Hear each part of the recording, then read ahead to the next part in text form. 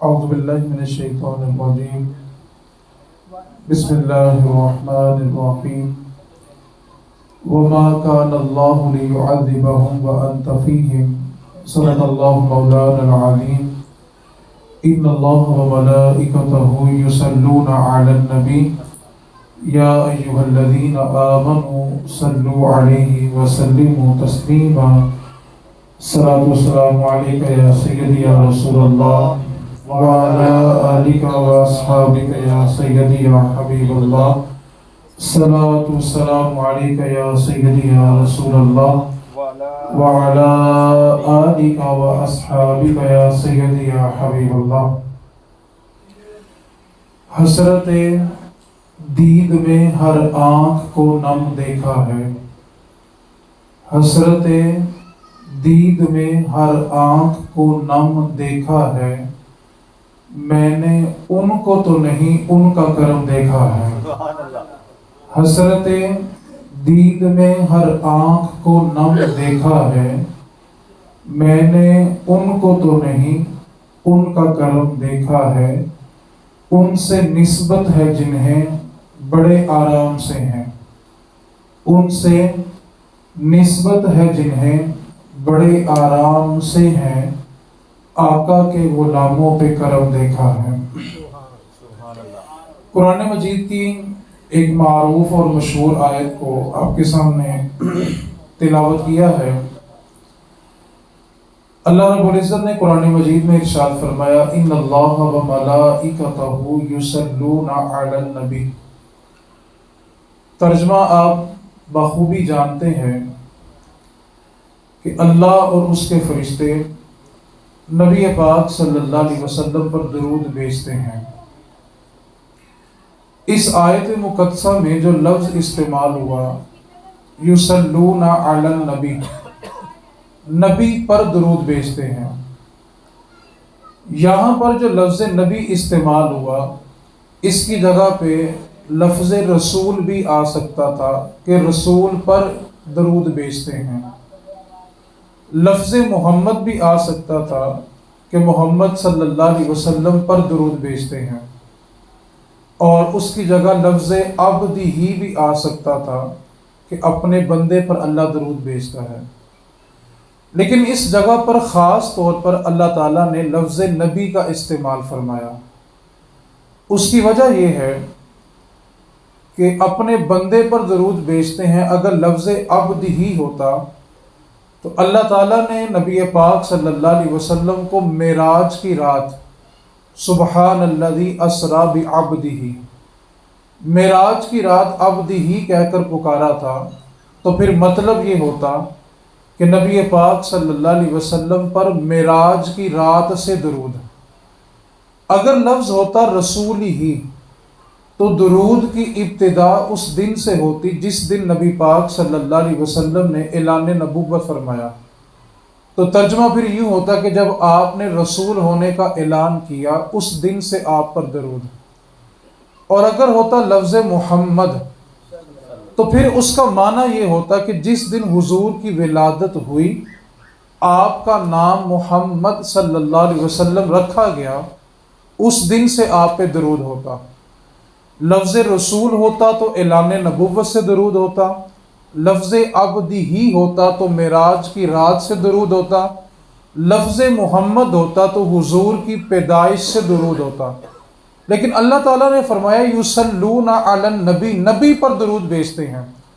تو پتہ چلا کہ جب سے نبی ہیں تب سے ان کی ذات پر درود ہے. تو خود نبی پاک صلی اللہ علیہ وسلم سے پوچھا گیا یا رسول اللہ آپ کب نبی تھے؟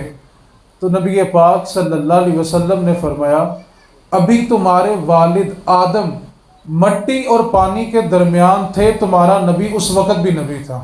سبحان اللہ. تو جب سے نبی ہیں تب سے ان کی ذات پر درود ہے. قرآن مجید کی جو دوسری آیت مقدسہ میں نے آپ کے سامنے تلاوت کی ہے، اللہ تعالیٰ نے قرآن پاک میں ارشاد فرمایا کہ اللہ کی یہ شان نہیں ہے کہ محبوب جس جگہ پر آپ ہوں وہاں پر اللہ کا عذاب آ جائے.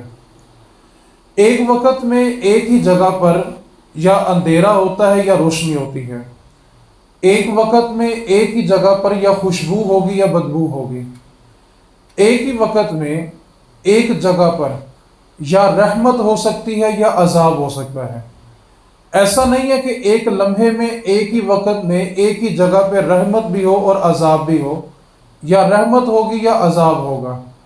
اور اللہ تعالیٰ فرما رہا ہے کہ محبوب، اللہ کی یہ شان نہیں ہے کہ جہاں پر آپ ہوں وہاں پر اللہ کا عذاب آئے۔ اس کی وجہ یہ ہے کہ اللہ نے اپنے محبوب کو رحمت بنا کر بھیجا ہے، تو جہاں پر رحمت ہوتی ہے وہاں پر عذاب نہیں آیا کرتے۔ ہم جب قرآن مجید کا مطالعہ کرتے ہیں اور پچھلی قوموں کا تذکرہ پڑھتے ہیں، ایک قوم نے اللہ تعالیٰ کی نافرمانی کی تو اللہ تعالیٰ نے بطور سزا ان کے اوپر پتھروں کی بارش کی۔ دوسری قوم نے جب اللہ تعالیٰ کی نافرمانی کی تو اللہ تعالیٰ نے ان پر سخت آندھیوں کے طوفان بھیجے، اور ہوائیں اتنی سخت تھی کہ ان کی لاشیں ان کے گھروں سے اڑتی تھی اور سمندر کی تہہ میں جا کے گرتی تھیں۔ اتنے سخت عذاب نازل ہوئے۔ تیسری قوم نے اللہ تعالیٰ کی نافرمانی کی تو اللہ تعالیٰ نے ان کی شکلوں کو بندر اور سور کی شکلوں میں تبدیل کر دیا۔ چوتھی قوم نے جب اللہ تعالیٰ کی نافرمانی کی تو ان پر طوفان نوح آیا اور ساری زمین کو برابر کر دیا گیا۔ پچھلی قوموں نے ایک ایک جرم کیا تو اللہ تعالیٰ نے جب ان پر عذاب نازل کیے تو پوری پوری بستیوں کو تباہ کر دیا، پوری پوری قوموں کو تباہ کر دیا اور صفحہ ہستی سے ان کے نام و نشان تک کو مٹا دیا۔ جرم انہوں نے ایک ایک کیا تھا اور پوری پوری قوم تباہ ہو گئی۔ لیکن سوال یہ پیدا ہوتا ہے، پچھلی امتوں نے جتنے گناہ کیے تھے وہ سارے کے سارے گناہ اس امت کے دامن میں موجود ہیں۔ ایسا کوئی گناہ نہیں ہے جو پچھلی امت میں ہوا تھا اور اس امت نے نہیں کیا۔ اس امت کے اندر تو مردوں کو قبروں سے نکال کے ان کے ساتھ بھی زنا کیا گیا۔ اس قوم کے اندر تو زینب جیسی معصوم بچیاں بھی محفوظ نہیں رہی۔ اس قوم کے اندر تو ہسپتال کی چھتوں سے جلی ہوئی لاشیں کئی سال پرانی ملی۔ سوشل میڈیا کھولتے ہیں تو سگا بیٹا اپنے والد کے منہ پہ جوتے مار رہا ہے۔ ایسا کوئی جرم نہیں ہے کہ جو پچھلی قوم نے کیا ہو اور اس قوم میں نہیں ہے۔ حالانکہ پچھلی قوموں میں صرف ناپ تول میں کمی ہوئی تو اللہ نے پوری قوم کو تباہ کر دیا، لیکن آج ہمارے ہاں ہر چیز میں ملاوٹ شامل ہے، لیکن اس کے باوجود ہم پر آسمان سے پتھر نہیں برسے، ہم پر طوفان نوح نہیں آیا، ہم پر تیز آندھیوں کے طوفان نہیں آئے، ہماری شکلیں بندر اور سور کی شکلوں میں تبدیل نہیں ہوئی۔ تو سوال تو پیدا ہوتا ہے کہ پچھلی قومیں ایک ایک جرم کریں تو پوری پوری قوم تباہ ہو جائے، اور پچھلی امتوں نے جتنے گناہ کیے وہ سارے اس امت کے پاس ہیں، لیکن اس کے باوجود ان پر عذاب کیوں نہیں آتا؟ تو اس کا جواب صرف اتنا سا ہے، ہمارے گناہوں اور اللہ کے عذاب کے درمیان جو پردہ ہے وہ رحمت مصطفیٰ کا ہے۔ صرف ایک وجہ ہے کہ حضور آ گئے ہیں، ورنہ ہمارے لیے بچنے کا اور کوئی ذریعہ نہیں ہے۔ ایک لمحے کے لیے آپ سوچیں کہ آخر سارے جرم کر لیے عذاب کیوں نہیں آیا؟ ایسی کون سی چیز ہے جس نے ہمیں اللہ کے عذاب سے بچایا ہوا ہے؟ اگر ہمارے پاس کوئی ایسی چیز ہے تو ہمارے سامنے آنی چاہیے۔ تو صرف اور صرف ایک چیز ہے، اس کا نام رحمت مصطفیٰ ہے۔ اور اگر کوئی کہے حضور تھے تو سوال پیدا ہوتا ہے، پھر آج کس چیز نے عذاب سے بچایا ہوا ہے؟ ہر آئے دن گناہ بڑھ رہے ہیں، ظلم بڑھ رہا ہے، لیکن اس کے باوجود ہم پر عذاب نہیں آتے تو صرف ایک وجہ کہ حضور آ گئے ہیں۔ ہمیں اللہ کے عذاب سے بچانے والی صرف ایک چیز ہے، وہ رحمت مصطفیٰ ہے۔ اس کے سوا کوئی چیز، کوئی عمل ایسا نہیں ہے جس نے ہمیں اللہ کے عذاب سے بچایا ہو۔ نبی پاک صلی اللہ علیہ وسلم کی آمد سے پہلے جب ہم عرب کے حالات دیکھتے ہیں، پس پردہ جو خواتین اس گفتگو کو سن رہی ہیں ان کی توجہ کا طالب ہوں۔ نبی پاک صلی اللہ علیہ وسلم کی آمد سے پہلے عرب کے حالات کچھ اس طرح کے تھے۔ عرب کے اندر ایک میلہ لگتا تھا، اکاس کا میلہ، اور یہ عرب کا سب سے بڑا میلہ ہوتا تھا، اور عرب کے سارے قبیلے اس میلے میں شریک ہوتے تھے۔ اکاس کے میلے میں خرید و فروخت بڑی عام ہوتی تھی اور سارے قبیلے اپنا سامان بیچنے کے لیے اس میلے میں آیا کرتے تھے۔ عرب کے اندر 3 سگے بیٹے تھے، انہوں نے اپنی ماں کے گلے میں پٹا ڈالا اور اپنی سگی ماں کو گھسیٹ کے اس میلے میں لے آئے، اور 3 سگے بیٹوں نے اپنی سگی ماں کو سرے بازار نیلام کر کے فروخت کر دیا، اور ماں کو بیچنے کے بعد جو قیمت ملی وہ ان تینوں بیٹوں نے آپس میں برابر برابر تقسیم کر لی۔ یہ وہ دور تھا جب حضور جلوہ گر نہیں ہوئے تھے، اور ماں کی حالت یہ تھی کہ سگے بیٹے اپنی سگی ماں کو سرے بازار بیچ دیتے تھے۔ پھر میرے محبوب نے آ کر اسی ماں کو وہ عزت نوازی کہ جو جنت 7 آسمانوں کے اوپر سدرۃ المنتہا کے پاس ہے نا، میرے محبوب نے وہ جنت کھینچ کے ماں کے قدموں کے نیچے رکھ دی۔ تو اب ماں کو نہیں یہ سوال کرنا چاہیے کہ میں میلاد کیوں مناؤں، اس ماں کو تو سوچنا چاہیے جب حضور نہیں تھے تو میری تو حیثیت یہ تھی کہ میں سرے بازار بک جاتی تھی، اور حضور نے آ کر یہ کرم کیا کہ جنت ہی میرے قدموں کے نیچے رکھ دی ہے۔ اگر عورت اپنے آپ کو بیٹی کے روپ میں دیکھے، ساؤنڈ والے بھائی سے گزارش اس کی بیس اور آواز کھولو یار، اگر بیٹی کے روپ میں عورت اپنے آپ کو دیکھے، سگا باپ تھا اپنی بیٹی کو پیدا ہوتے ہی زندہ قبر میں گاڑ دیتا تھا، زندہ کنویں میں پھینک آتا تھا، بھائی اپنی بہن کو اٹھاتا تھا اور زندہ کنویں میں پھینک آتا تھا۔ لیکن آج ہم حالات دیکھتے ہیں کہ باپ بوڑھا ہو گیا ہے اور بڑھاپے کی وجہ سے اس کی کمر جھک گئی ہے اور وہ بیچارہ مزدوری کرنے کے قابل نہیں ہے، لیکن اس کے باوجود وہ اتنی سخت مشقت کر کے مزدوری کر رہا ہے۔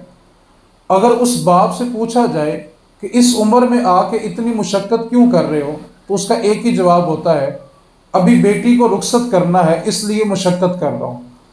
بھائی 2 مزدوریاں کرنے کے بعد بھی آور ٹائم لگا رہا ہے، اس سے پوچھو کہ اتنی مشقت کیوں کر رہے ہو، تو اس کا جواب یہ ہوتا ہے، ابھی بہن کو رخصت کرنا ہے تو اس کے لیے مشقت کر رہا ہوں۔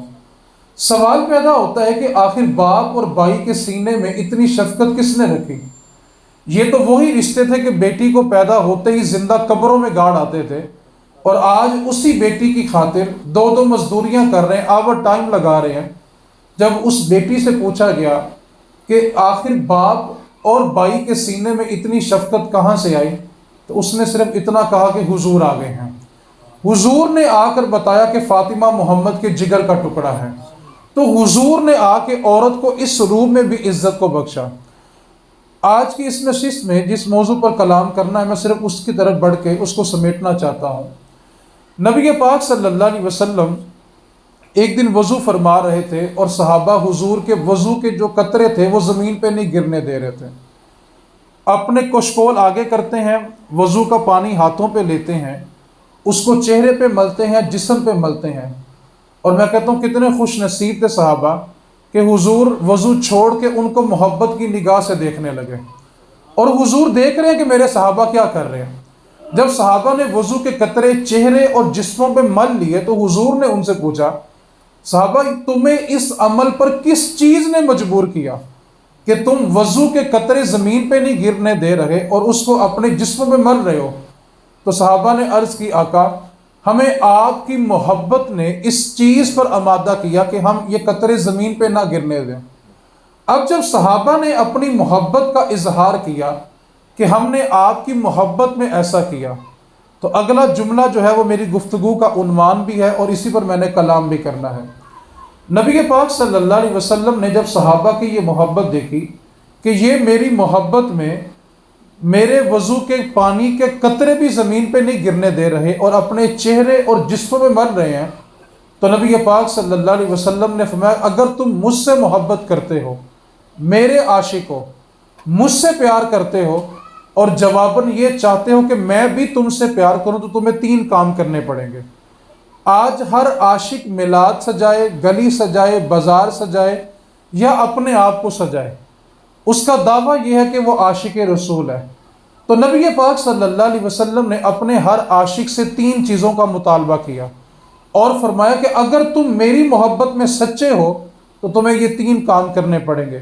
صحابہ نے عرض کیا، آقا آپ حکم کریں کہ ہم اپنی محبت کو ثابت کرنے کے لیے کیا کر سکتے ہیں؟ تو نبی پاک صلی اللہ علیہ وسلم نے ارشاد فرمایا، اگر تم حقیقتاً اپنے نبی سے پیار کرتے ہو تو پہلا وعدہ یہ کرو کہ آج کے بعد جب بھی کلام کرو گے سچ بولو گے، زندگی میں سے جھوٹ کو نکال دو گے۔ اگر تم مجھ سے پیار کے دعوے دار ہو، مجھ سے عشق کے دعوے دار ہو، تو زندگی میں سچ کا سہارا لینا، سچے بن جاؤ، تمہارا میرا پیار سچا ہے۔ اگلا جملہ ارشاد فرمایا، صحابہ دوسرا کام تم نے جو میری خاطر میری محبت کے لیے کرنا ہے وہ یہ ہے کہ جب بھی تمہارے پاس کسی چیز کی امانت رکھی جائے تو اس میں خیانت نہ کرنا۔ ہم یہ سمجھتے ہیں کہ صرف کسی چیز کو ہی ہمارے پاس رکھا جائے تو وہ امانت ہوتی ہے۔ امانت صرف چیز کی نہیں ہوتی، کسی کا راز بھی آپ کے پاس امانت ہے، اور اگر ہم کسی کے راز کو برملا کھول دیتے ہیں اور جب خاندان مل کے بیٹھتے ہیں تو خاندانوں کی ملاقات تب تک تکمیل پاتی نہیں ہے جب تک وہ کسی تیسرے کی برائی نہ کر لیں۔ اور ہمارے نا آج کل ایک عجیب رویہ ہم اختیار کر چکے ہیں، 4-5 گھنٹے کسی فرد پر تبصرہ کرتے ہیں، اس کی ساری برائیاں گن لیتے ہیں، اور جب تسلی بخش خواتین اور مرد تبصرہ کر لیتے ہیں نا تو اٹھتے وقت بلا کا کہتے ہیں سانوں کی لگے۔ یار جب آپ کو کچھ لگتا ہی نہیں ہے تو 5 گھنٹے برباد کس کے لیے کیے ہیں؟ جب آپ کا کوئی مطلب ہی نہیں ہے، کوئی لین دین ہی نہیں ہے، تو یہ 5 گھنٹوں کا تبصرہ کس کی خاطر تھا؟ چوک میں بیٹھیں گے، دفتر بیٹھیں گے، دکان پہ بیٹھیں گے، اچھا خاصا تبصرہ کریں گے، غیبت کر کر کے اپنی ساری نیکیاں تباہ کر لیں گے، اس کے بعد کیا کہیں گے سانوں کی لگے۔ تو جب آپ کو کچھ لگتا ہی نہیں تھا تو 5 گھنٹے برباد کس کے لیے کیے تھے؟ وہ ایک کامل بزرگ تھے، وہ ساری رات عشاء کے بعد فجر تک نا نوافل پڑھتے تھے۔ تو ایک رات انہوں نے اپنی عادت کے خلاف عشاء کی نماز پڑھی اور سو گئے، اور فجر میں جا کر بیدار ہوئے۔ تو زوجہ نے بڑا حیرت بھرا سوال کیا کہ آپ تو ساری رات نوافل پڑھتے تھے، آج خلاف عادت آپ عشاء پڑھ کے سوئے ہیں اور فجر تک سوتے رہے، آج آپ نے قیام نہیں کیا؟ تو وہ فرمانے لگے کہ میں نے نبی پاک صلی اللہ علیہ وسلم کی حدیث پڑھی ہوئی ہے کہ جب تمہاری کوئی غیبت کرتا ہے تو اس کے نامہ اعمال کی جتنی نیکیاں ہیں وہ تمہارے پاس آ رہی ہیں، اور تمہارے نامہ اعمال میں جتنے گناہ ہیں وہ غیبت کرنے والے کے نامہ اعمال میں جا رہے ہیں۔ اور مجھے آج ہی پتہ چلا کہ جب رات ڈلتی ہے تو گلی کے کنارے کچھ نوجوان بیٹھ کر میری برائی کرتے ہیں، تو میں ساری رات اس لیے سویا رہا کہ انہوں نے جو نیکیاں کی ہیں ساری میرے پاس آ رہی تھی۔ تو ایک بات کو یاد رکھیں، قیامت والا دن ہوگا، میرے نبی پاک صلی اللہ علیہ وسلم نے سوال کیا، صحابہ جانتے ہو کہ سب سے بڑا غریب شخص کون ہے؟ اگر آپ سے یہ سوال کیا جائے تو آپ کا ایک ہی جواب ہوگا، جس کے پاس پیسہ نہیں ہے وہ غریب ہے۔ اور صحابہ نے بھی یہی جواب دیا، آقا جس کے پاس درہم اور دینار نہیں ہے وہ غریب ہے۔ نبی پاک صلی اللہ علیہ وسلم نے میں صحابہ وہ غریب نہیں ہے، تو صحابہ نے عرض کی پھر اللہ اور اس کا رسول ہی بہتر جانتا ہے۔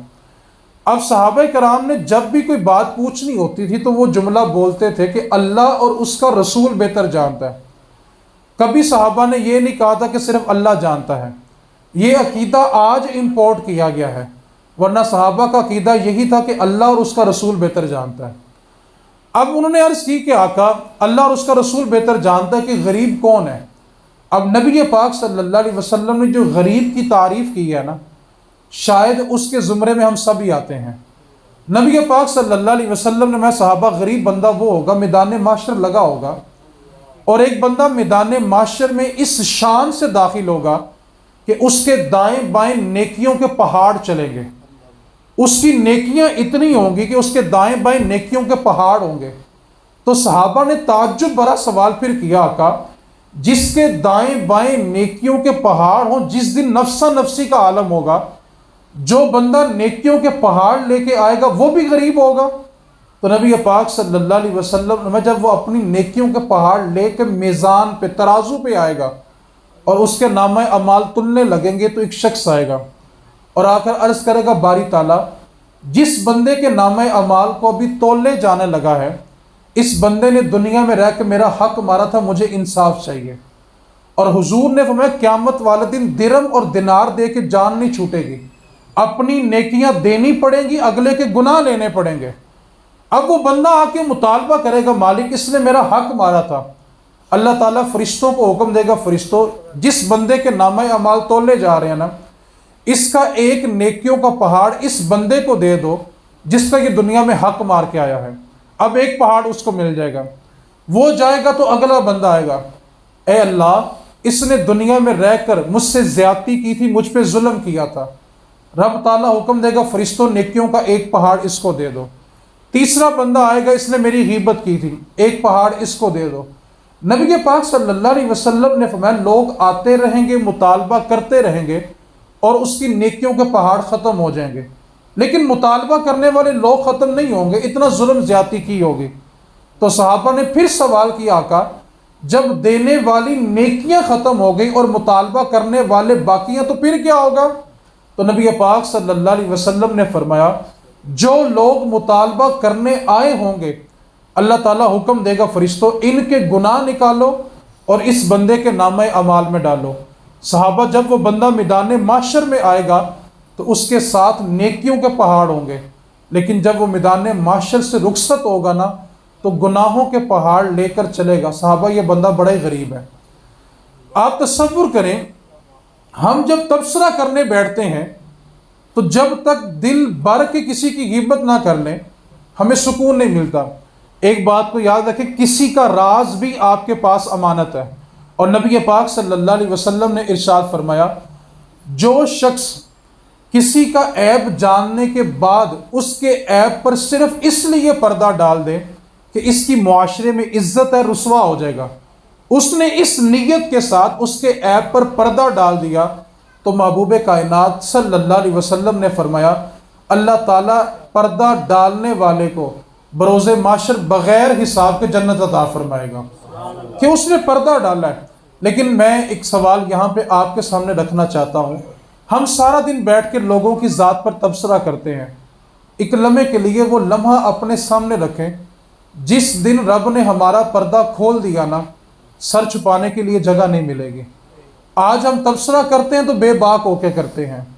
تو نبی پاک صلی اللہ علیہ وسلم نے جو دوسرا مطالبہ کیا کہ اگر تم مجھ سے پیار کرتے ہو تو آج کے بعد امانت میں خیانت نہیں ہوگی، اور تیسری بات فرمایا کہ اگر تم واقعی ہی اپنے نبی سے پیار کرنے والے ہو تو صحابہ تمہاری ذات سے تمہارے پڑوسی کو تکلیف نہیں ہونی چاہیے۔ اب پڑوسی صرف گھر کا نہیں ہوتا، دکان کا بھی ہوتا ہے، جہاں پر ہمارا بیٹھنا اٹھنا ہے وہ سب ہمارے پڑوسی ہیں۔ تو نبی پاک صلی اللہ علیہ وسلم نے جب صحابہ نے عشق رسول کا دعویٰ کیا تو ان سے 3 چیزوں کا وعدہ لیا۔ اگر تم سچے عاشق ہو تو پہلی بات زندگی میں کبھی جھوٹ نہ بولنا، نمبر 2 کبھی بھی امانت میں خیانت نہ کرنا، اور نمبر 3 اپنے پڑوسی کو کبھی تکلیف نہ دینا۔ نبی پاک صلی اللہ علیہ وسلم کی بارگاہ میں ایک شخص حاضر ہوا، عرض کرنے لگا اے اللہ کے رسول دل چاہتا ہے کہ آپ کا کلمہ پڑھوں، لیکن میرے اندر 4 برائیاں ایسی ہیں جو مجھے کلمہ پڑھنے سے روکتی ہیں۔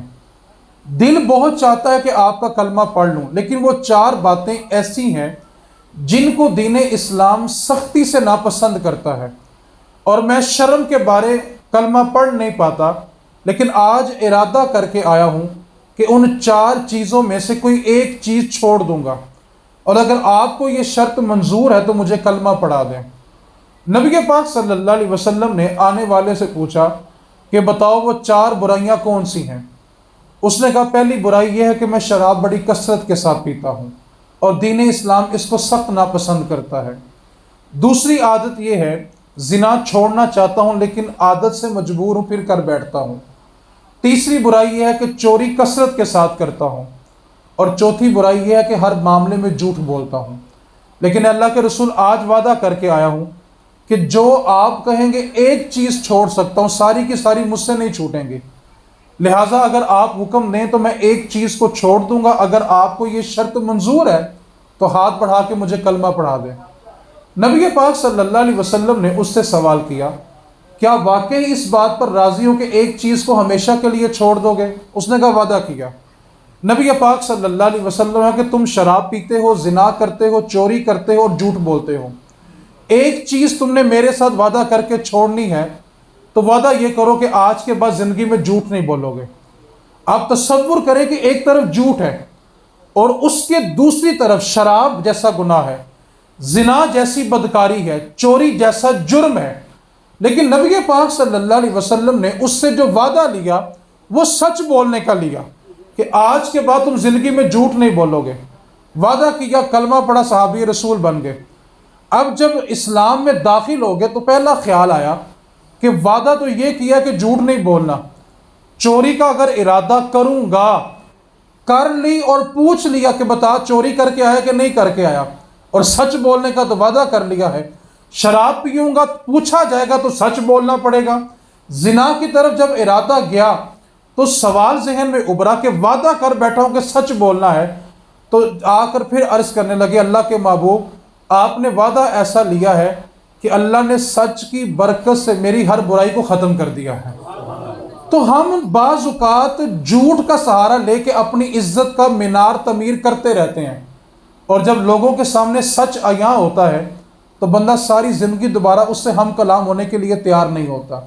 نبی پاک صلی اللہ علیہ وسلم رات کے وقت عشاء کی نماز کے بعد پہاڑ کی چوٹی پہ جا کر تشریف فرما ہوتے تھے اور قرآن کریم کی تلاوت کیا کرتے تھے۔ نبی پاک صلی اللہ علیہ وسلم کے 3 دشمن سب سے بڑے ہیں، اور ان 3 دشمنوں نے کوئی ایسا حربہ نہیں چھوڑا جس سے دین اسلام کے راستے میں رکاوٹ نہ پیدا کی جا سکتی ہو۔ ابو جہل، ابو لہب اور اخنس بن شریک، یہ 3 دین اسلام کے سب سے بڑے دشمن تھے۔ اب نبی پاک صلی اللہ علیہ وسلم جب رات کے اندھیرے میں پہاڑ کی چوٹی پہ بیٹھ کے قرآن پڑھتے تھے، آپ ایک لمحے کے لیے تصور تو کریں کتنا دلکش اور کتنا حسین منظر ہوگا جب یاسین والے نبی خود یاسین پڑھتے ہوں گے، مزمل والے نبی خود سورہ مزمل پڑھتے ہوں گے، حضور خود علم نشرہ کا سینہ ہے اور علم نشرہ پڑھتے ہوں گے۔ اب حضور جب قرآن کریم کی تلاوت کرتے تھے تو ابو جہل، ابو لہب اور اخنس بن شریک یہ اپنے گھروں سے نکلتے تھے اور جھاڑیوں میں چھپ کر حضور سے قرآن سنتے تھے دشمن۔ آپ تصور کریں آج کوئی قاری قرآن اچھا قرآن پڑھے تو جی چاہتا ہے کچھ اور پڑھے، اور تصور کریں جب حضور خود قرآن پڑھتے ہوں گے۔ اب یہ تینوں دشمن جھاڑیوں میں چھپ کے نہ حضور سے قرآن سنا کرتے تھے، اور جب صبح جھاڑیوں سے باہر نکلے تو تینوں نے ایک دوسرے کو دیکھ لیا، ایک دوسرے سے پوچھنے لگے تو کدھر آیا تھا؟ وہ کہنے لگا مجھے چھوڑ پہلے تو بتا تو کدھر آیا تھا۔ اب تینوں دشمن تھے اور جانی دشمن تھے۔ اب تینوں نے کہا کہ کل سے کوئی نہیں آئے گا۔ اگلی رات ہوئی، حضور چوٹی پر تشریف لائے، قرآن پڑھنا شروع کیا۔ یار ہم کوئی اچھی آواز سن لیں تو اس کی عادت ہو جاتی ہے، اور جس نے آواز مصطفیٰ کی سنی ہو۔ اب گھر میں رہا نہیں گیا، تینوں پھر نکلے، جھاڑیوں میں چھپ گئے اور قرآن سنتے رہے۔ جب باہر نکلے تو پھر تینوں پکڑے گئے۔ اب تینوں نے کہا کہ کل کہا تھا کہ نہیں آئیں گے، اس نے کہا مجھ سے تو رہا نہیں گیا۔ اب ان تینوں نے، ابو جہل نے، ابو لہب نے اور اخنس بن شریک نے یہ وعدہ کر لیا کہ کل سے کوئی نہیں آئے گا، اور جو آئے گا اس کو سخت سزا دی جائے گی۔ یہ وعدہ طے پا گیا۔ اب نبی پاک صلی اللہ علیہ وسلم نے جب اگلی رات قرآن کریم کو شروع کیا، اب بے تاب بھی ہیں، برداشت بھی نہیں ہو رہا اور وعدہ بھی یاد آ رہا ہے۔ تینوں نے نقاب اوڑھا اور چھپ کے اپنی جگہ پر آ کر بیٹھ گئے، اور اتفاق یہ ہوا کہ جب باہر نکلے تو تینوں کے تینوں پکڑے گئے۔ وہ کہنے لگا بتا کل وعدہ کیا تھا کہ نہیں آئے گا، تو دوسرا کہنے لگا وعدہ تو نے بھی کیا تھا، تو بتا تو کیوں آیا؟ اس نے کہا مجھ سے تو رہا نہیں گیا۔ اب اخنس بن شریک نے ابو جہل سے پوچھا، ابو جہل کیا وجہ ہے کہ یہ محمد صلی اللہ علیہ وسلم تمہارے قبیلے سے ہیں، اس کے باوجود تم ان کا کلمہ کیوں نہیں پڑھتے؟ ابو جہل نے کہا مہمان نوازی سے لے کر جنگ تک ہم نے ہر چیز میں ان کا مقابلہ کیا، ہم ان کے حریف ہیں، ہر چیز میں ان کا مقابلہ کرتے ہیں۔ بیٹا آرام سے بیٹھ جاؤ گے؟ ہر چیز میں ان کا مقابلہ کرتے ہیں۔ تو وہ کہنے لگا پھر کیا وجہ ہے؟ کیا جو یہ باتیں کرتے ہیں وہ سچ نہیں ہے؟ تو ابو جہل جو سب سے بڑا دشمن ہے، اور ابو جہل نے جتنی تکالیف حضور کی ذات کو دی ہے نا، اور کسی نے نہیں دی، لیکن میں حضور کی رحمت پہ قربان جو نبی پاک صلی اللہ علیہ وسلم صرف اور صرف ابو جہل کے دروازے پہ 2000 مرتبہ اس کو کلمہ پڑھانے کے لیے گئے۔ آج ہم کسی کو ایک بار سمجھاتے ہیں، اگر وہ ہماری بات سے انکار کر دے تو دوسری بات تھوڑا رویہ بدل کے سمجھاتے ہیں، اور اگر دوسری بار انکار ہو جائے تو ہم بھلا کیا کہتے ہیں؟ انہوں نے ہدایت نصیب ہونی، یہ نصیباں جو ہدایت ہی نہیں ہے۔ حالانکہ حضور کا سب سے بڑا اور جانی دشمن ہے، لیکن حضور صرف اس کے دروازے پہ 2000 مرتبہ اس کو دین اسلام کی تبلیغ کرنے کے لیے گئے۔ آج ہم بیزار ہو جاتے ہیں، حالانکہ یہ وہی ابو جہل ہے جس کے کہنے پہ طائف میں پتھر برسائے گئے، اور صحابہ کہتے ہیں طائف کا دن اتنا سخت تھا کہ جب نبی پاک صلی اللہ علیہ وسلم کو ایک پہاڑ کی اوٹ میں ٹیک لگوائی گئی اور حضور نے پینے کے لیے پانی طلب کیا، اور جب ہم نے پیالہ حضور کے قریب کیا تو حضور کے سر اقدس سے اتنا خون بہہ رہا تھا کہ پانی پینے سے پہلے پہلے سارا پیالہ خون سے بھر گیا تھا۔ اور اس دن جو حضور نے نالین پاک استعمال کیے تھے وہ گہرے تھے، جیسے آج کل ہم گہرے شوز استعمال کرتے ہیں نا، نبی پاک صلی اللہ علیہ وسلم نے طائف کے دن تھوڑے گہرے نالین استعمال کیے تھے، اور صحابہ کہتے ہیں کہ جب حضور نے وہ نالین اتارے تو حضور کے سارے نالین حضور کے خون سے بھرے ہوئے تھے۔ طائف کا دن اتنا سخت دن تھا، اور سب کچھ ابو جہل کے کہنے پہ ہوا۔ حضور نے اپنے شانوں پہ گندی اوجڑیاں اٹھائی تو مشورہ دینے والا ابو جہل تھا۔ اتنا بڑا جانی دشمن ہونے کے باوجود حضور اس کے دروازے پہ 2000 مرتبہ گئے۔ تو جب اخنس بن شریک نے پوچھا کہ ابو جہل بتاؤ جو یہ دین لائے کیا وہ سچا نہیں ہے؟ تو ابو جہل کہنے لگا کہ ہم ہر چیز میں ان کے مقابل ہیں، ان کے حریف ہیں، لیکن ایک بات کی ہم بھی گواہی دیتے ہیں کہ ہم نے ان کی زبان سے کبھی جھوٹ نہیں سنا، یہ ہمیشہ سچ بولتے ہیں۔ اور آپ تصور کریں نبی پاک صلی اللہ علیہ وسلم نے جب اعلان نبوت فرمایا ہے تو ابتدا توحید اور رسالت سے نہیں کی، سب سے پہلے اپنا کردار رکھا اور ان سے یہ پوچھا اگر میں کہوں کہ اس پہاڑ کے پیچھے ایک لشکر آ رہا ہے جو چند لمحوں کے بعد تم پہ حملہ کرنے والا ہے تو کیا تم میری بات کی تصدیق کرو گے؟ اب حضور جن سے پوچھ رہے ہیں وہ صحابہ نہیں ہیں، وہ مسلمان نہیں ہیں، کافر ہیں، ان سے حضور پوچھ رہے ہیں بتاؤ میری بات کا یقین کرو گے؟ تو مکے کے بڑے بڑے سردار کہنے لگے ہم آپ کی بات کا اس لیے انکار نہیں کر سکتے کہ ہم نے کبھی آپ کی زبان سے جھوٹ نہیں سنا۔ آج پاکستان میں دکان کا نام ہے مکی سٹور، مدنی سٹور، بسم اللہ سٹور، ماشاء اللہ سٹور اور سبحان اللہ سٹور، اور اسی کے سائن بورڈ کے نیچے بیٹھ کے کاروبار کے اوپر بھی سبحان اللہ، حالانکہ حضور کے سچے ہونے کی گواہی تو دشمن بھی دے رہے ہیں۔ نبی پاک صلی اللہ علیہ وسلم نے فرمایا کہ جو شخص اپنا مال بڑھانے کے لیے جھوٹ کا سہارا لیتا ہے اور صرف اس کی نیت یہ ہے کہ میں جھوٹ بولوں گا تو کچھ آمدن زیادہ ہو جائے گی، تو نبی پاک صلی اللہ علیہ وسلم فرماتے ہیں اللہ تعالیٰ اس کے مال کی بربادی کو واجب کر دیتا ہے کہ اس نے مال کی کثرت کے لیے جھوٹ کا سہارا لیا تو اب اس کے لیے بربادی لازم ہو گئی ہے۔ نبی پاک صلی اللہ علیہ وسلم میں 3 قسم کے لوگ ایسے ہیں قیامت والے دن اللہ تعالیٰ نہ ان کی طرف نظر رحمت سے دیکھے گا اور نہ ہی ان سے کلام کرے گا۔ آپ تصور کریں قیامت والے دن جس کی طرف اللہ بھی نظر کرم نہ کرے، اللہ کی ذات بھی جس سے ہم کلام نہ ہو، اور میدان محشر کا منظر تو دیکھیں، آج سورج ہم سے کروڑوں میل دور ہے اور سورج کی پشت زمین کی طرف ہے، آج کروڑوں میل دور ہے سورج، لیکن جب وہ اپنی آب و تاب کے ساتھ چمکتا ہے تو ہم بغیر جوتے کے زمین پہ کھڑے نہیں ہو سکتے۔ اور قیامت والے دن یہ سورج صرف 1.25 نیزے پہ ہوگا، 1.25 نیزہ صرف 10 فٹ بنتا ہے، آج زمین سے آسمان کا فاصلہ 500 سال کا ہے، اور اس دن سورج صرف 10 فٹ اوپر ہوگا، اور نبی پاک صلی اللہ علیہ وسلم اس دن زمین تانبے کی ہوگی، ہر انسان اپنے پسینے میں ڈوب رہا ہوگا۔ آپ تصور کرو اتنی کہکشاں کے اندر، نفسا نفسی کے عالم کے اندر، جس کی طرف اللہ بھی نظر رحمت نہ کرے، جس سے اللہ کی ذات بھی کلام نہ کرے، اس سے بڑا بدبخت اور کون ہو سکتا ہے؟ عرض کی آقا وہ کون سے 3 بدبخت ہیں جن سے اللہ تعالیٰ نہ نظر رحمت کے ساتھ دیکھے گا نہ ان سے کلام کرے گا؟ تو نبی پاک صلی اللہ علیہ وسلم میں پہلا شخص وہ ہے جو اپنی شلوار تکبر کے ساتھ ٹخنوں سے لٹکا کے رکھتا ہے۔ آج ہمارے نوجوانوں کو یہ ایک مرض لاحق ہو گیا کہ وہ جینز پہننے کے بعد جینز ساری کھول کے نا اپنے شوز کے اوپر بکھیر کے رکھتے ہیں، اور میں اس کے بارے کہا کرتا ہوں کہ عورتوں کو حکم تھا کہ ٹخنے چھپا کے رکھو، ان کی شلواریں چڑھتی جا رہی ہیں، اور مردوں کو حکم تھا کہ ٹخنے ننگے رکھو، ان کی شلواریں کھسکتی جا رہی ہیں۔ جن کو اٹھانے کا حکم تھا ان سے اٹھائی نہیں جا رہی، اور جن کو ڈانپنے کا حکم تھا وہ اٹھا کے پھر رہی ہیں۔ تو فرمایا کہ جو شخص اپنے ٹخنوں کو تکبر کی نیت سے چھپا کے رکھتا ہے، اور آج کیا ہے کہ میں اچھا لگوں، میں فیشن لیبل لگوں، اور میرے نبی پاک صلی اللہ علیہ وسلم نے کہ جو نیا لباس پہنتے وقت یہ نیت کرے اور تکبر کرے کہ میں دوسروں سے اچھا ہوں، تو اللہ تعالیٰ قیامت والے دن اس کو ذلت کا لباس پہنائے گا۔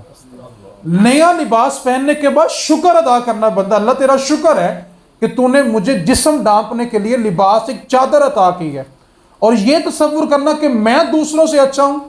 اور میں کہتا ہوں اللہ ماشاءاللہ شادی کے اوپر صرف یہی نیت ہوتی ہے، میں ایسا لباس خریدوں جو دوسروں سے بہتر ہو اور میں بہتر لگوں۔ اچھا لباس پہننا سنت ہے، لیکن اس لباس کو پہن کے دوسروں پہ برتری ظاہر کرنا یہ تکبر کی علامت ہے۔ تو پہلا شخص وہ جس کی طرف اللہ تعالیٰ نظر رحمت سے دیکھے گا بھی نہیں اور اس سے کلام بھی نہیں کرے گا، وہ شخص جو تکبر کے ساتھ اپنے ٹخنوں کو ڈانپ کے رکھتا ہے۔ دوسری بات، نبی پاک صلی اللہ علیہ وسلم میں دوسرا شخص وہ ہے جس نے زندگی میں رہ کے جھوٹی گواہی دی ہو۔ اللہ تعالیٰ قیامت والے دن اس کی طرف نظر رحمت سے نہیں دیکھے گا۔ آج مارکیٹ میں یا پنچایتوں میں فیصلہ ہو، اللہ کے بندہ اس چیز کا گواہ بھی نہیں ہوتا، وہ صرف منہ رکھنے کے لیے آ کر گواہی دے دیتا ہے۔ اور ہماری عدالتوں کے باہر ایک بندہ صبح آ کے بیٹھتا ہے اور شام تک عدالت کے باہر بیٹھتا ہے، اور ہر کیس کے اوپر وکیل اس کو 1000 روپیہ دیتا ہے، اور ہر کیس کے اندر وہ ایک ہی گواہ ہوتا ہے، اور جج کو علم ہوتا ہے کہ یہ سامنے والا جو گواہ ہے پچھلے کیس میں بھی یہی گواہ تھا، اور اس کو پتہ ہوتا ہے کہ یہ باہر سے 1000 روپیہ کرایہ دے کے گواہ لایا گیا ہے۔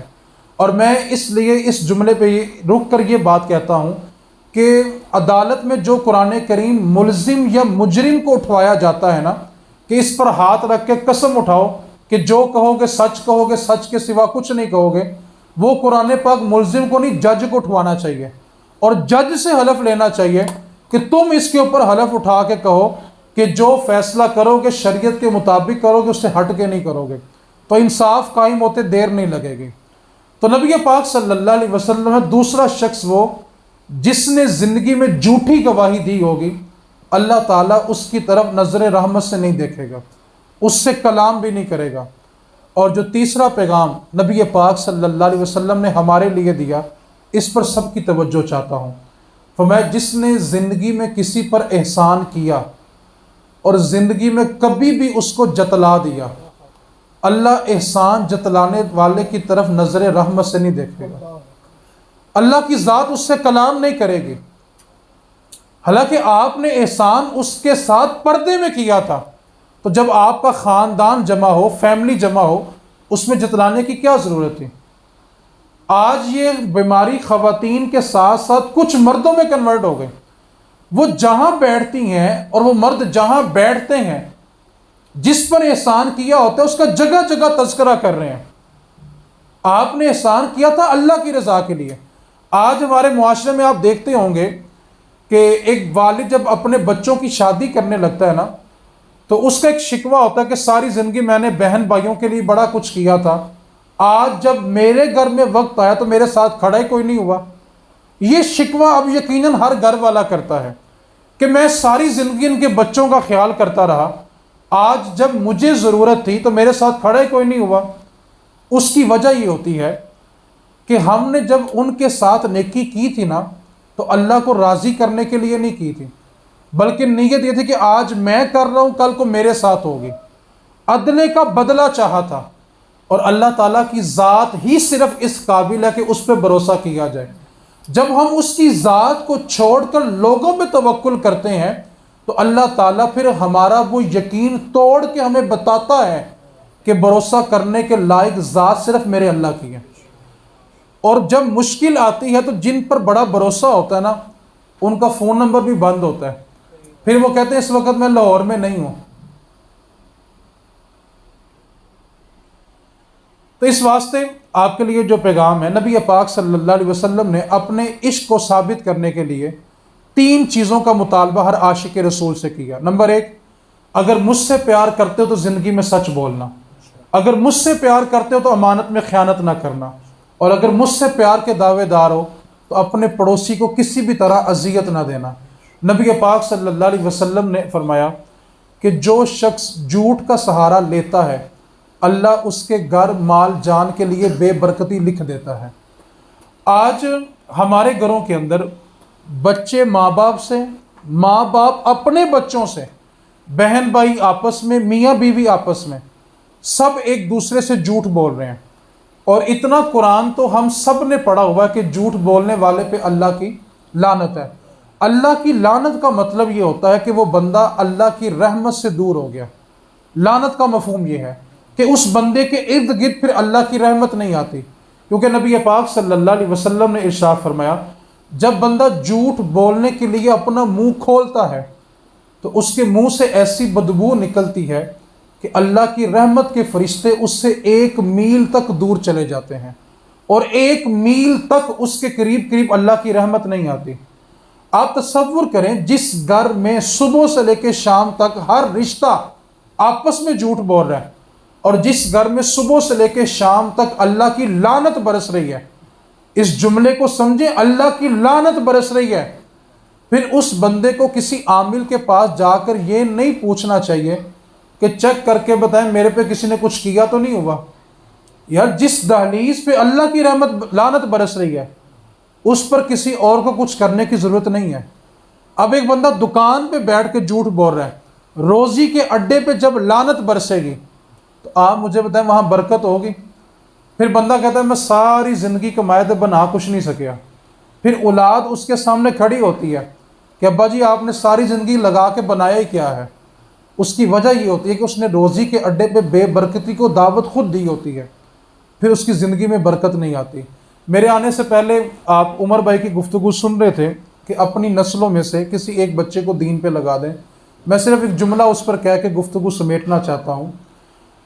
ایک والد نے اپنے بچے کو 1 کروڑ کا گھر دے دیا، 50 لاکھ کی گاڑی بھی دے دی، کروڑ کا کاروبار بھی دے دیا، لیکن جب باپ کی میت گھر کے صحن میں ہو اور اس کے بچے اگر کسی اور کو ٹیلی فون کرے نا کہ آ کر ابو کو غسل دے دو، تو اس سے بڑا غریب بندہ کوئی نہیں مرا۔ اس کا گھر، اس کے کاروبار اس دن اس کے کام نہیں آئیں گے۔ اس پر میں آخری مثال ذکر کر کے اپنی گفتگو سمیٹنے کی طرف جا رہا ہوں۔ وہ ایک علاقہ تھا، اس علاقے کا دستور یہ تھا کہ وہ 1 سال کے لیے نا اپنا بادشاہ مقرر کرتے تھے، اور سال کے بعد اس بادشاہ کو زنجیروں میں جکڑ کے جنگل میں درندوں کے سامنے پھینک دیتے تھے، اور صبح سورج نکلنے کے بعد دریا کے کنارے جو پہلا بندہ ان کو نظر آتا تھا اس کو وہ اپنا نیا بادشاہ مقرر کر لیتے تھے۔ دستور کے مطابق ان کا نظام چل رہا تھا کہ 1 سال ایسا آیا کہ انہوں نے اپنے بادشاہ کو زنجیروں میں جکڑا، جنگل میں درندوں کے آگے پھینکا، اور جب صبح سورج طلوع ہونے کے بعد وہ دریا کے کنارے پہنچے تو جو پہلا شخص ان کو نظر آیا وہ ایک تاجر تھا جو تجارت کرنے کے لیے اس علاقے میں آیا ہوا تھا۔ بستی والوں نے اس کو پکڑ لیا اور اس سے کہنے لگے تو ہمارا بادشاہ ہے۔ تو اس تاجر نے کہا کہ میں ایک تاجر ہوں اور تجارت کرنے کے لیے اس علاقے میں آیا ہوں، نہ میں بادشاہت کو جانتا ہوں، نہ نظام چلانا جانتا ہوں، تو مہربانی کرو تم کسی اور کو بادشاہ بنا لو۔ بستی والوں نے کہا کہ ہمارا یہ کئی دہائیوں سے اصول چلتا آ رہا ہے کہ جو پہلا شخص دریا کے کنارے نظر آئے گا نیا بادشاہ وہی ہوگا، لہٰذا تمہیں بادشاہ بننا پڑے گا، لیکن ساتھ ہماری شرط بھی یاد کر لو کہ جب سال بیت جائے گا تو ہم تمہیں زنجیروں میں جکڑ کے اس سامنے جو جنگل ہے اس جنگل میں درندوں کے سامنے پھینک دیں گے۔ تو تاجر کہنے لگا پہلی بات تو یہ ہے کہ میں بادشاہ بننا نہیں چاہتا، اور دوسری بات یہ ہے کہ جب تم اتنا سخت انجام سناؤ گے تو بادشاہ کون بنے گا؟ بستی والا کہنے لگے کہ اگر تم بادشاہ نہیں بنو گے تو ہم زبردستی بنائیں گے اور تمہارے ساتھ زبردستی کریں گے۔ اب وہ تاجر تھوڑا دنا تھا، عقل مند تھا، وہ کہنے لگا اگر میں بادشاہ بنوں تو میری ایک شرط ہے۔ بستی والوں نے کہا بتاؤ کیا شرط ہے؟ تو وہ کہنے لگا کہ سارا سال جو میں کہوں گا وہی کرو گے۔ تو بستی والوں نے کہا ہاں تو ہمارا بادشاہ ہوگا، جو تو کہے گا وہی مانا جائے گا۔ اس نے کہا ٹھیک ہے میں بادشاہ بننے کے لیے تیار ہوں۔ بستی والوں نے اس کو لیا، اس کو تاج پہنایا اور لا کر تخت کے اوپر بٹھا دیا۔ اب وہ اس شرط پہ بادشاہ بنے تھا کہ وہ جو بھی کہے گا اس کی بات کو مانا جائے گا۔ اس نے ایک فوج تیار کی اور کہا کہ سامنے دریا کے پار جنگل ہے، اس جنگل میں جاؤ اور جتنے درندے ہیں سارے قتل کر دو۔ اب بادشاہ کا حکم تھا، فوج تیار ہوئی، جنگل میں گئی اور سارے درندوں کو قتل کر دیا گیا۔ اس نے اگلی فوج کو تیار کیا اور کہا جنگل میں جاؤ، جتنے گنے درخت ہیں سارے کاٹ دو۔ بادشاہ تھا، اس کا حکم تھا، سارے درخت کاٹ دیے گئے۔ اس نے تیسری فوج تیار کی اور کہا وہ زمین خالی ہو گئی، اب وہاں پر جا کر ایک خوبصورت محل تیار کرو۔ بادشاہ کا حکم تھا، محل تعمیر ہونا شروع ہو گیا۔ جب محل کی تعمیر مکمل ہوئی، درخت کٹ گئے، درندے مر گئے، سال مکمل ہو گیا۔ اب بستی کے لوگ زنجیریں لے کے بادشاہ کو جکڑنے کے لیے آئے، تو بادشاہ ان سے کہنے لگا مجھے باندھنے کی ضرورت نہیں ہے، تم ایسا کرو، تم میرے پیچھے پیچھے آؤ، میں تمہارے آگے آگے چلتا ہوں۔ تو بستی کے لوگ بڑے حیران ہوئے کہ ہر بادشاہ تو چیخو پکار کرتا تھا کہ مجھے کہاں لے کے جا رہے ہو، مجھے تھوڑی مہلت دے دو۔ یہ انوکھا بادشاہ آیا جو کہتا کہ تم پیچھے آؤ، میں تمہارے آگے چلتا ہوں۔ تو بستی کے لوگ اس بادشاہ سے پوچھنے لگے اتنا مطمئن کیوں ہے؟ تو وہ کہنے لگا اصل بات یہ ہے کہ مجھ سے پہلے جتنے بھی لوگ آئے وہ یہاں پہ رہ کے یہیں کا سوچتے رہے، اور میں یہاں پہ رہ کے اس گھر کا سوچتا رہا جس گھر میں نے ہمیشہ کے لیے جانا تھا، اس لیے مجھے آج وہاں جاتے ہوئے کوئی پریشانی نہیں ہے۔ میرے نبی پاک صلی اللہ علیہ وسلم نے فرمایا کہ جب کسی گناہ گار کی میت کو لے کے لوگ چلتے ہیں تو اس کی روح چیخو پکار کرتی ہے، ذرا آہستہ چلو، اتنی تیزی کے ساتھ کہاں جا رہے ہو؟ اور جب جنازہ کسی مومن کا ہوتا ہے تو اس کی روح کہتی ہے تھوڑا اور تیز چلو، قبر میں جا کے مصطفیٰ سے ملاقات بھی کرنی ہے، کیونکہ وہ یہاں رہ کے اس گھر کی تیاری کر رہا ہوتا ہے جہاں پر اس نے ہمیشہ کے لیے جانا ہے۔ ہمارا تعلق کاروبار سے بھی ہے اور اچھے گھرانوں سے بھی ہے۔